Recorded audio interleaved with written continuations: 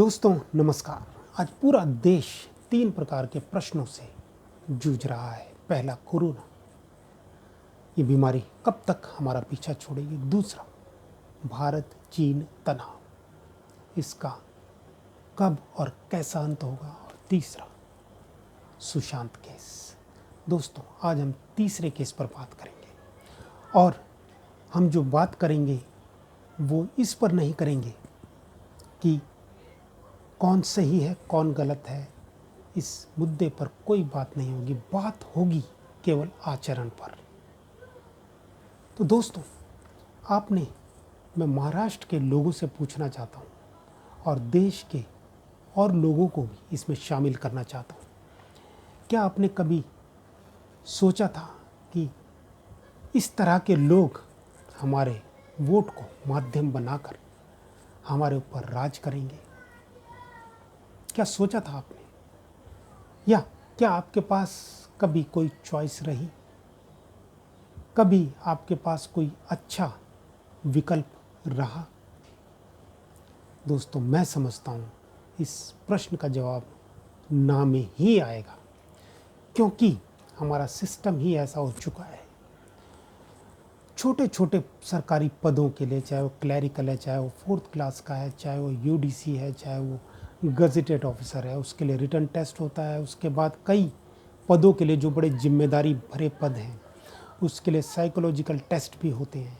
वो टेस्ट इसलिए होते हैं ताकि ये जाना जा सके कि इस व्यक्ति के अंदर क्या वो कैपेबिलिटीज़ हैं कि ये उस पद से संबंधित जिम्मेदारियों का ढंग से निर्वहन कर सकेगा, या ये व्यक्ति अभी इतना डेवलप नहीं हो पाया है कि ये उस पद के साथ न्याय कर पाएगा, या इस व्यक्ति को क्या ट्रेनिंग की ज़रूरत है उस लेवल तक पहुंचाने के लिए।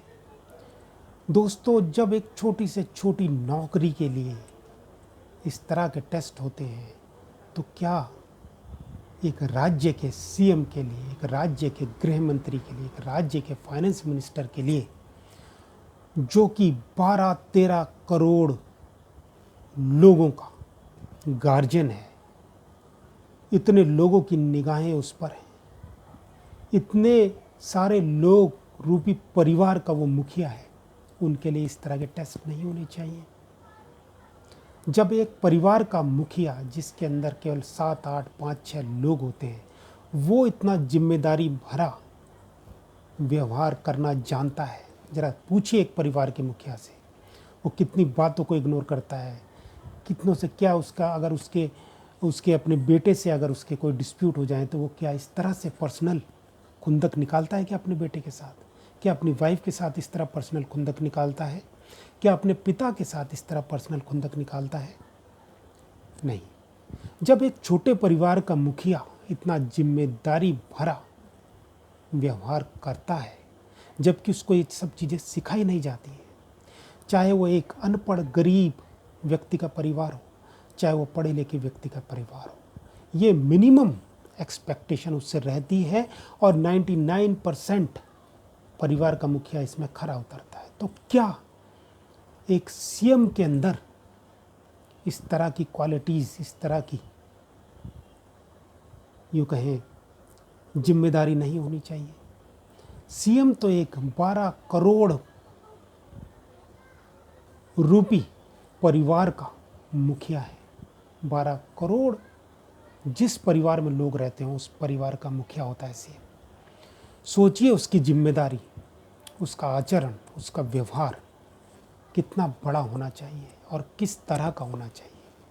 क्या वो 12 करोड़ में से किसी एक व्यक्ति से इस गंदे तरीके से, इस ओछी तरीके से लड़ाई लड़ेगा, इस ओछी तरीके से, इस गंदी तरह से बदला निकालेगा?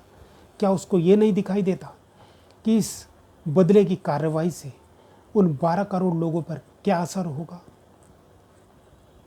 या उसकी अपनी छवि का क्या होगा? दोस्तों हर पद पे हर व्यक्ति को नहीं बिठाया जा सकता, लेकिन मुझे लगता है ये हमारे लोकतंत्र की एक बहुत बड़ी कमजोरी है कि हमारे उस पद पर कोई भी व्यक्ति जाकर बैठ जाता है जिसको व्यवहार का खा गा भी नहीं आता है। क्या अपने परिवार के साथ भी आप इसी तरह का व्यवहार करते हैं? जवाब दीजिए इस बात का।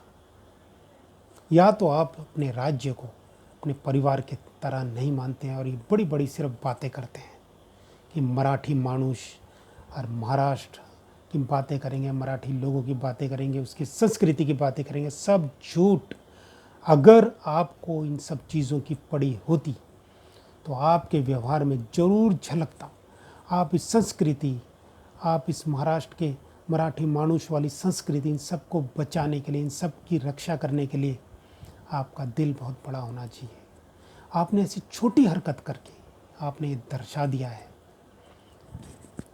आप इस राज्य को अपना परिवार नहीं समझते हो, केवल एक माध्यम समझते हो।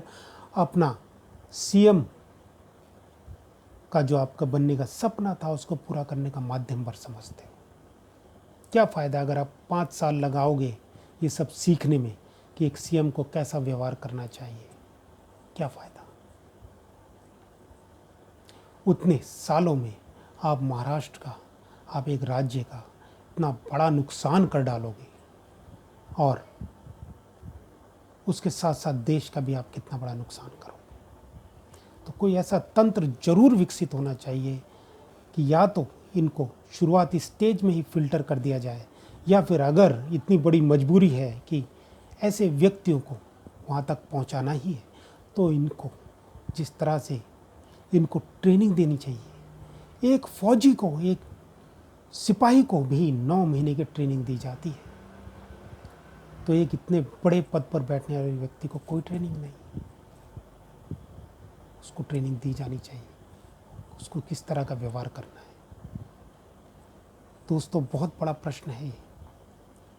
आज हमारे सिर पर ऐसे बहुत से लोग आकर बैठ गए हैं और हम फ्रस्ट्रेट होते हैं, हमें कोफ्त होती है कि ऐसे लोग हमारे गार्जियन, हमारे मुखिया बने हुए हैं जो केवल अपने लिए जीना जानते हैं, जो केवल अपने कुछ चंद लोगों के बेनिफिट के लिए जीना जानते हैं, जो केवल अपने परिवार तक सिमटे हुए हैं।